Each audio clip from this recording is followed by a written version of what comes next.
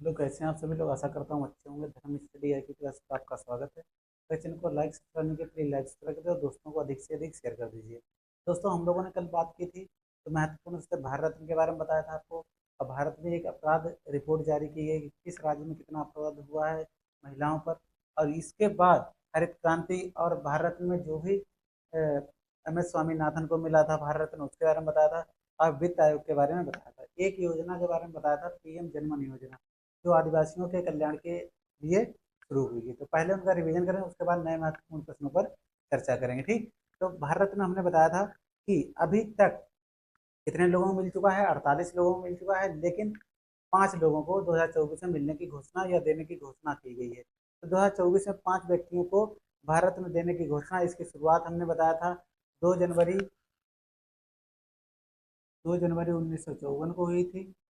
और कितने लोगों को मिला था शुरुआत में? 3 लोगों को मिला था। 3 लोगों ने को देने की प्रथा चल रही थी, लेकिन 24 में 5 लोगों को देने की प्रथा शुरू हुई। तो 3 लोग कौन कौन से थे? डॉक्टर सर्वपल्ली राधाकृष्णन, सीवी रमन और सी राजगोपालचारी, ये 3 लोग थे। ठीक। एक क्रम याद रखना, सर्वपल्ली राधाकृष्णन है, फिर सर्वपल्ली राधाकृष्णन हो गए, फिर आपका सी राजगोपालचारी, फिर तीसरे थे सीवी रमन। ठीक।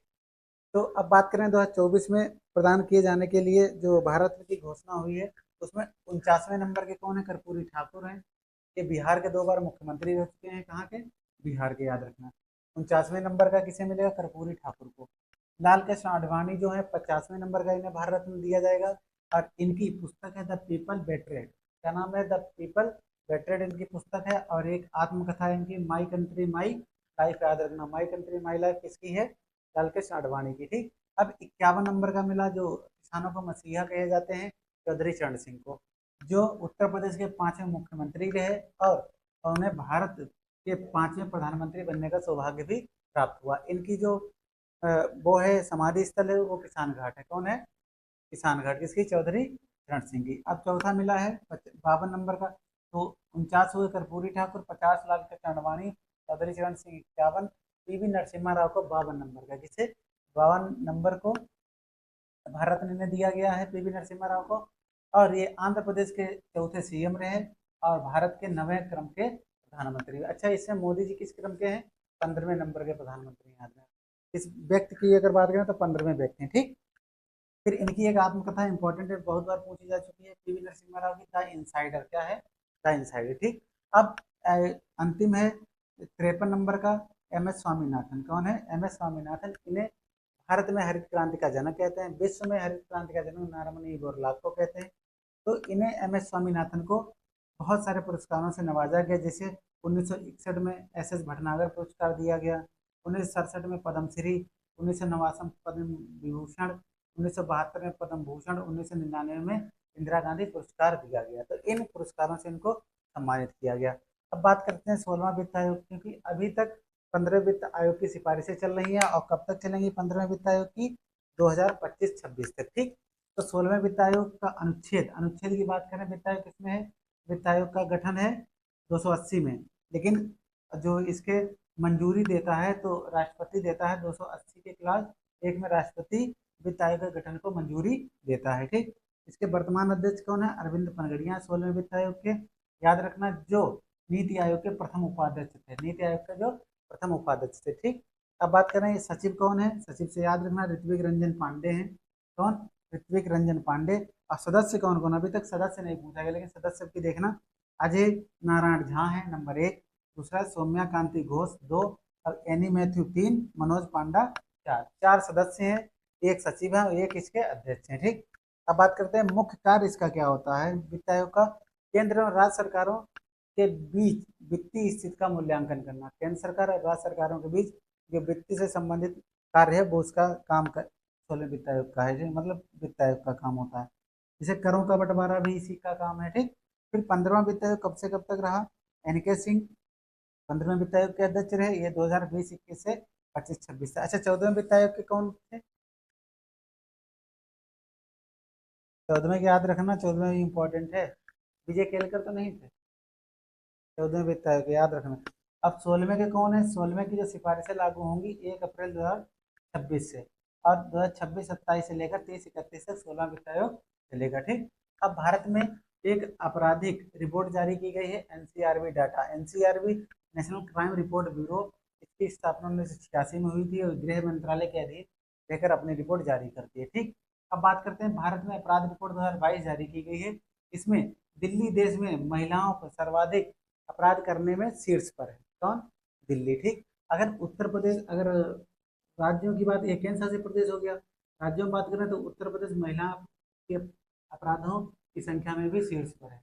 तो उत्तर प्रदेश है राज्यों में, और केंद्र शासित प्रदेश में कौन है? दिल्ली है। ठीक, एससी एसटी के जितने आपराधिक मामले हैं उनमें नंबर 1 पर राजस्थान है, दूसरे पर मध्य प्रदेश और तीसरे पर तेलंगाना। तो राजस्थान, मध्य प्रदेश, तेलंगाना। फिर है कोलकाता, लगातार तीसरे वर्ष सबसे सुरक्षित शहर घोषित हुआ है। ठीक, कौन? कोलकाता, जहाँ पर अभी वो घटना हुई थी। कोलकाता लगातार तीसरे पर सबसे सुरक्षित शहर घोषित किया गया है। दूसरे नंबर पुणे है, तीसरे नंबर पर हैदराबाद है। ठीक, अब बात करते हैं आत्महत्याएं सबसे ज्यादा कहाँ है। तो आत्महत्याएं सबसे ज्यादा महाराष्ट्र में। कहाँ? महाराष्ट्र में। दूसरे नंबर पर तमिलनाडु, तीसरे पर मध्य प्रदेश। तो आत्महत्या की बात करें सुसाइड की, महाराष्ट्र, तमिलनाडु, मध्य प्रदेश। ठीक, अब एनसीआरबी वगैरह में बता दिया आपको, स्थापना 1986 में गृह मंत्रालय के अधीन रहकर काम करता है। गृह मंत्री इसमें कौन है? अमित शाह है, याद रखना। अब कॉप 28, कॉप 27 के लिए बताया था, देखा था? कॉप 27 कहाँ हुआ? देखो, कॉप 28 जो हुआ है वो UNFCCC पार्टियों का एक सम्मेलन होता है जो क्लाइमेट से संबंधित होता है। 28वां 30 नवंबर से लेकर 12 दिसंबर 2023 तक दुबई यूएई में शामिल हुआ। या यूएई के दुबई में इसकी बैठक हुई। ठीक, हाँ 27 याद रखना, 27 मिस्र में हुआ था। कॉप 27 कहाँ हुआ? मिस्र। और 29 कहाँ होगा? 28 हो गया आपका दुबई में, 27 हो गया मिस्र, और 29 बताओ। फिर क्या है इसके दौरान, जो 28 कॉप 28 हुआ, इसके दौरान पीएम नरेंद्र मोदी जी ने घोषणा की कि कॉप 33 की मेजबानी कौन करेगा? भारत करेगा। कॉप 33 का सम्मेलन का प्रस्ताव दिया, कौन करेगा? भारत करेगा। ठीक, तो इस प्रकार से ये कॉप 28 बता दिया आपको। कॉप 27 कहाँ हुआ? मिस्र, मिस्र में हुआ। ठीक, कॉप, अब एक योजना शुरू की गई है, पीएम जनमन योजना। पीएम जनमन योजना बहुत ही महत्वपूर्ण योजना है। पीएम जनजाति आदिवासी न्याय महाअभियान जोड़ा गया है। क्या? हाँ 29 हुआ था अजरबैजान, अजरबैजान में 29 हुआ, 27 मिस्र में हुआ, 28 आपका दुबई में हुआ। ठीक, पीएम जनमन योजना आदिवासियों के कल्याण के लिए शुरू की गई थी। 15 नवंबर को आदिवासी दिवस मनाया जाता है, गौरव जनजाति दिवस मनाया जाता है, याद रखना। ये पूछी, पहली बार पूछा गया है। 15 नवंबर को गौरव जनजाति दिवस मनाया जाता है। इसकी शुरुआत हुई 2023-24 से लेकर 25-26 तक। इस योजना में क्या है? आदिवासियों को घर उपलब्ध करवाना, जल की व्यवस्था करना, उनके रहन सहन के स्तर को ऊंचा करना। ठीक, कुल व्यय इसमें सरकार कितना खर्च करेगी? 24,104 करोड़ रुपए टोटल धनराशि खर्च करेगी। तो ये तो कल वाले महत्वपूर्ण प्रश्न, जो आज के महत्वपूर्ण, उन पर हम चर्चा करेंगे। तो दोस्तों कैसे हो सभी लोग? आशा करता हूँ अच्छे होंगे। हम स्टडी आई प्लस पर आपका स्वागत है। अगर चैनल को लाइक करने की प्लीज लाइक करके और दोस्तों को अधिक से अधिक शेयर कर दीजिए, जिससे कि अगर कोई भी अपडेट होता है तो उनको उसकी जानकारी प्राप्त होगी। दोस्तों सबसे बड़ी अपडेट तो ये है कि जो 22 दिसंबर को यूपी आरओ और एआरओ का एग्ज़ाम हो रहा था, उसका पैटर्न नहीं चेंज किया गया। उसको, जो 2 पेपर होते थे उसको एक ही पेपर में संकलित करने का आयोग का विचार है और करवाएगा ही। तो उसने कहा है कि 140 नंबर आपके जीएस के होते थे और 60 नंबर की हिंदी, 200 नंबर का पेपर होता था। फिर नकल का बहुत सवाल हुआ था, जिसके संदर्भ में आयोग ने क्या किया, दोनों पेपर को एक ही में संकलित करवाने का निर्णय लिया है। तो दोस्तों इसमें कोई घबराने की बात नहीं है, जैसे 2 पेपर होते थे वैसे एक पेपर होगा। पैटर्न बिल्कुल सेम रहेगा जिससे पहला पूछा जाता था। तो आप लोग लगातार तैयारी करते रहिए, हिंदी भी और जीएस भी।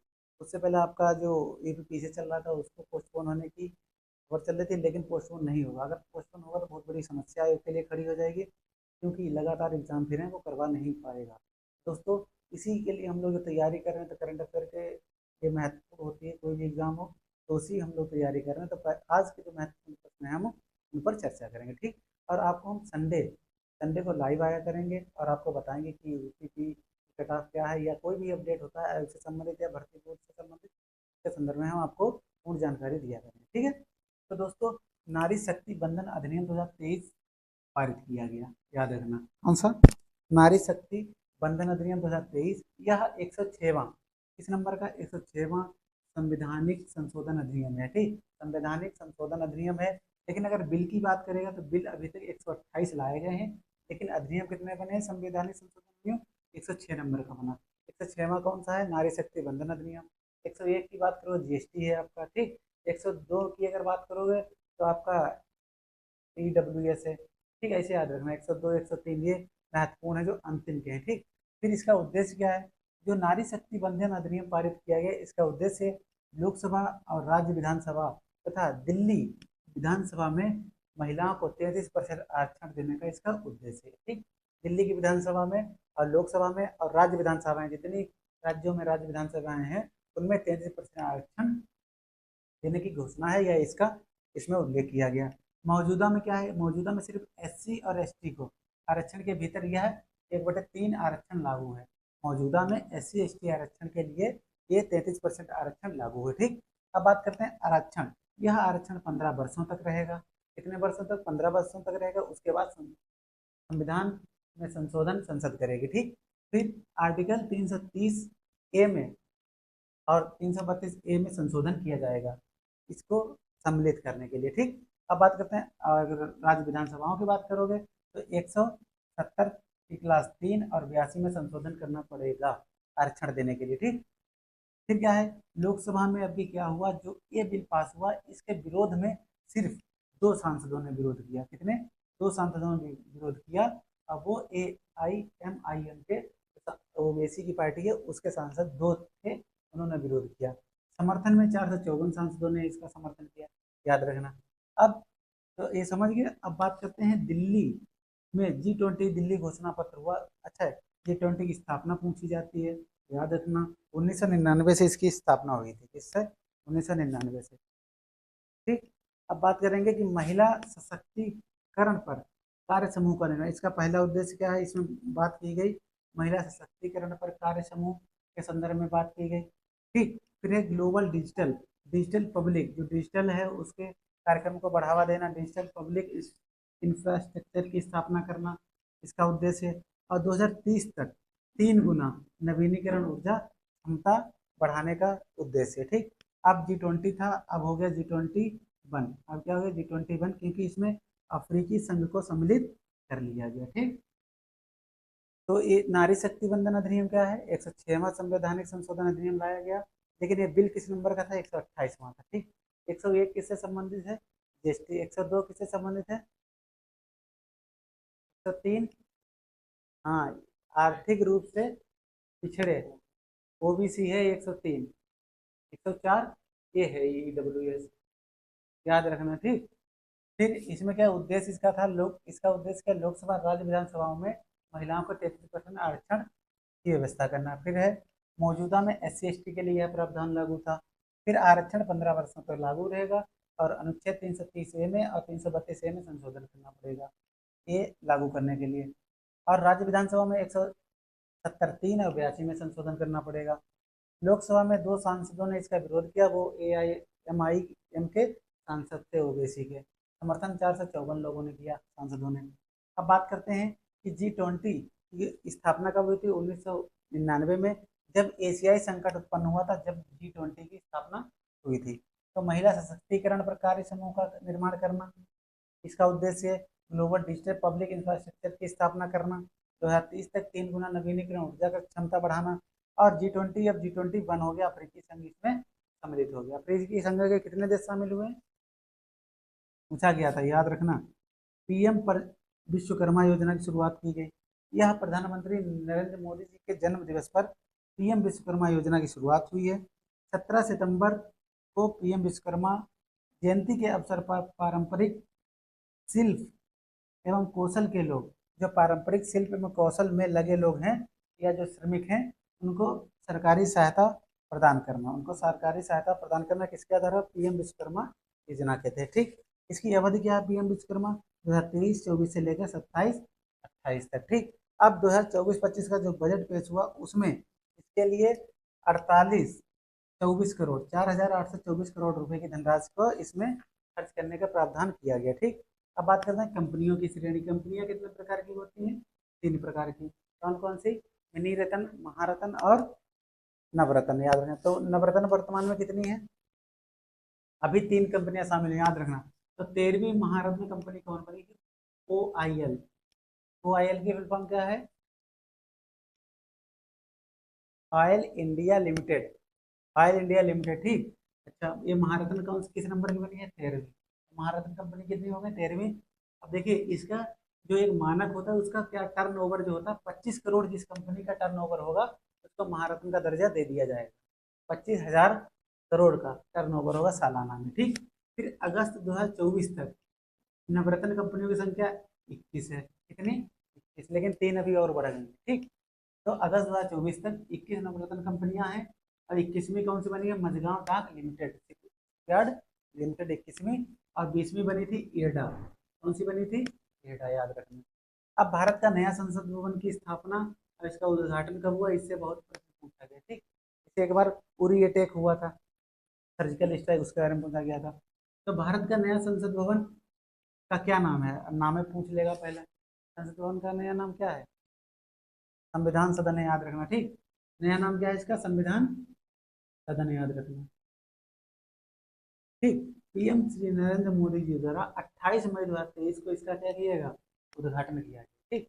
28 मई 2023 को उद्घाटन किया गया। अब इसके उद्घाटन के अवसर पर 75 रुपए के सिक्का जारी किया है। कितने रुपए का?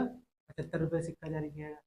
10 दिसंबर 2020 को इसकी आधारशिला रखी गई थी। 10 दिसंबर 2020 को आधारशिला रखी गई, ठीक। 3 सालों में ये बन गया। फिर है इस प्रोजेक्ट के तहत बना है सेंट्रल विस्टा पुनर्विकास परियोजना के तहत इसका संसद भवन बनाया गया है, ठीक है, सेंट्रल विस्टा पुनर्विकास परियोजना के रूप में, ठीक। अब आर्किटेक्ट कौन थे? याद रखना, मोस्ट इम्पोर्टेंट विमल पटेल है। कौन है? विमल पटेल के द्वारा रूपरेखा तैयार की गई, ठीक। या कोई दूसरा है? विमल पटेल ही है, ठीक। और बनवाया किसने? टाटा प्रोजेक्ट लिमिटेड ने, ठीक। इसने टाटा प्रोजेक्ट लिमिटेड ने। आकार इसका क्या है? बहुत इस पर विवाद हुआ था। विरोधी जो पार्टियां थी वो कर रही थी, कोई गाय का बता रहा था, कोई किसी के। तो ये त्रिकोणीय आकार का है। कैसा है? त्रिकोणीय आकार का है। इसमें 6 द्वार हैं। कितने हैं? 6 द्वार हैं। गज द्वार, अश्व द्वार, शार्दुल, हमसा, गरुड़ और मकर। कितने द्वार हैं? 6 द्वार हैं, ठीक। तो गज हो गया, अश्व हो गया, शार्दुल हो गया, हमसा हो गया, गरुड़, मकर हो गया, ठीक। अब बात करते हैं राष्ट्रीय प्रतीक की। अगर बात करें, इसके ऊपर एक प्रतीक लगा है, कांस्य का है। किसका है? कांस्य का है। उसका वजन है 9500 किलोग्राम। कितना है? 9500 किलोग्राम। और उसकी हाइट कितनी है? 6.5 मीटर। कितनी? 6.5 मीटर, ठीक। फिर इसमें लोकसभा में की सीटें कितनी है? 828, 88। और राज्यसभा की 384। कुल टोटल राज्यसभा लोकसभा कितनी है? 1272 सीटें इसमें है, ठीक। फिर संसद में नंदी की प्रतिमा लगी है। नंदी के साथ संगोल। संगोल क्या था? ये तमिल का एक राजदंड है।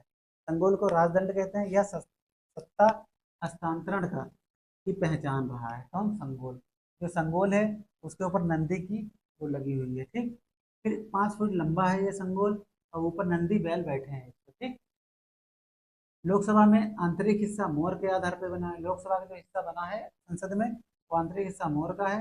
राज्यसभा का कमल है, राष्ट्रीय पुष्प।